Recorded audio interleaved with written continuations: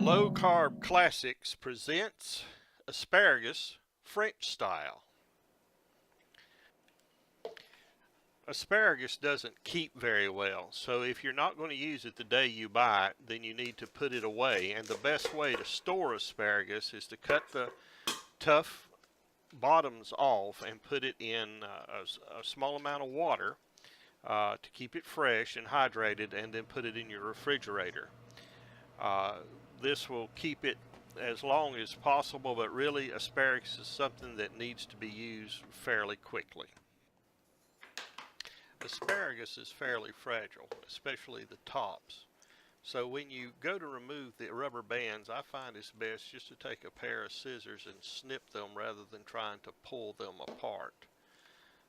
You don't want to damage the tips. I mean, you want a nice presentation, and even dropping the asparagus like I did there damaged one of them. So be careful with your asparagus, because they are rather fragile and they do damage easily. Asparagus has woody ends that are inedible, and the best way to separate those is simply just to pick the asparagus up and snap them. They'll break at the end of where the woody part is. The other method, and the method that I prefer if you're using large asparagus, is simply to peel them. Now this is a little more time consuming, but as asparagus is expensive, I find it's a more conservative way to do asparagus. I'd rather peel it and take a little extra time and have more asparagus to eat.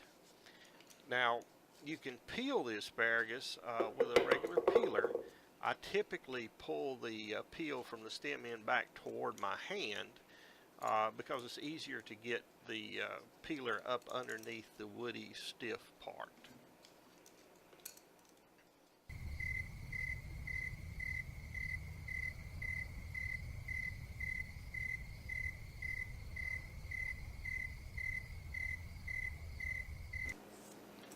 Now, if you're uncomfortable peeling the asparagus back toward you, you can peel away from you, but you have to support the tip of the asparagus with the tip of your finger. Otherwise, you'll break it.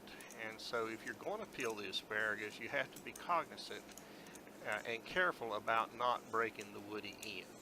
And I'll show you what I mean with this next asparagus. I'll just simply try to peel it without supporting it with my finger, and watch what happens. Yeah, broke. See.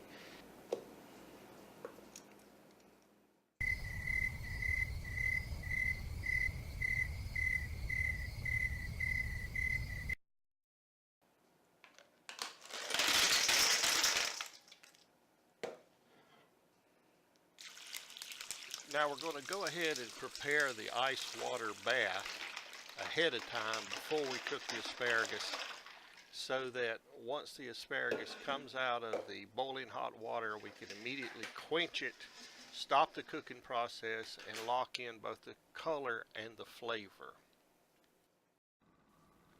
This method of blanching and quenching, or blanching and shocking, is used for vegetable preparation in all of the best restaurants.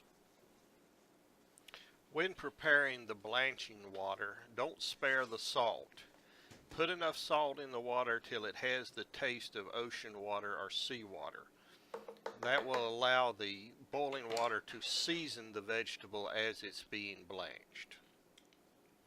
Use a large pot, 3/4 full of water.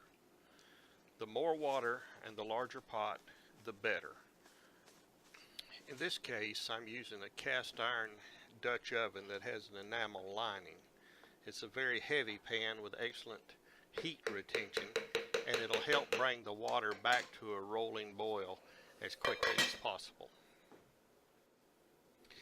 Bring the water to a rolling boil, and then plunge the asparagus in all at one time. If you have a lot of asparagus, you may need to divide it into separate amounts, as you don't want it to lower the water temperature too much. We need to bring it back to a rolling boil as quickly as possible. And when it starts to steam from underneath the lid, then it should be done. That's all it requires.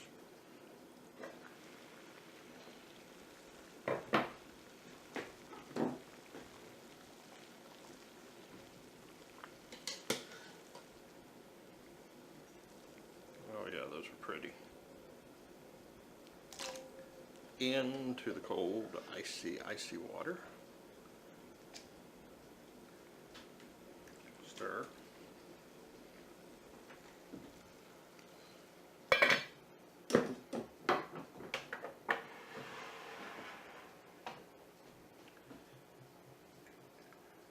Alright, let's try one.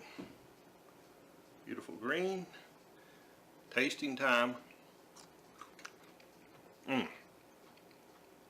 That is really delicious. Okay. And the stem end, or the tough end there, very tender.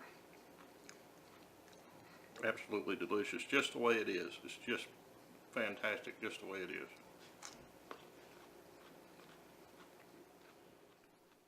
The final step is to remove the asparagus to a clean cloth or paper towel and gently dry off the excess water.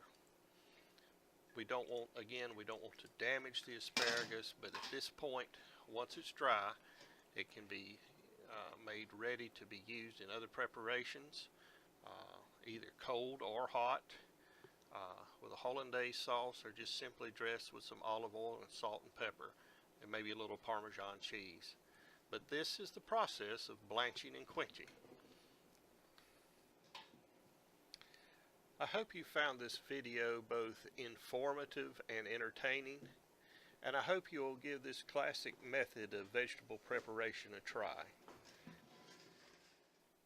For this recipe and others in our Low Carb Classics series, please come to my website, cheftylermacon.com, and check out our other videos and recipes posted there.